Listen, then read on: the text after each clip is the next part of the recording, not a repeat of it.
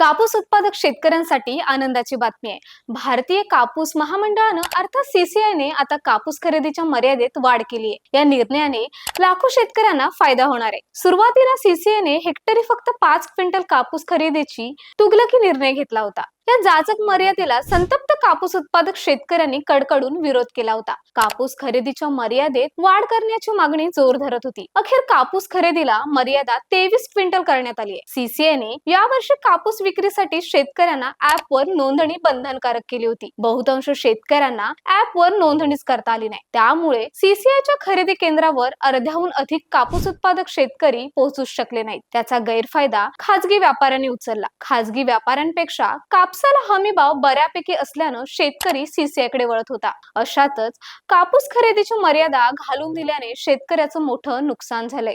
कापूस खरेदीच्या मर्यादेत वाढ झाली असली तरी आता उशीर झालाय। सीसीआयने कापूस खरेदी मर्यादा वाढवली असली तरी आवक वाढण्याची शक्यता मात्र कमीच आहे। कारण आधीच बहुतांश शेतकऱ्यांनी आपला कापूस खासगी व्यापाऱ्यांना विकलाय, तर दुसरीकडे आता सीसीआय कडे 8100 क्विंटल दराने शेतकरी आपला कापूस विकू शकणार आहे। असं असलं तरी नोंदणी प्रक्रियेत मात्र अडचणी तशाच आहेत। त्याचबरोबर सीसीआय कडे आर्द्रतेचे कठोर निकष पाळणं शेतकऱ्यांसाठी डोकेदुखी ठरत आहे। यामुळे बाजारापेक्षा सीसीआय केंद्रावर 700 ते 800 रुपये दर अधिक असूनही शेतकरी खासगी बाजारात खेडा खरेदी विक्री व्यवहार करत आहेत।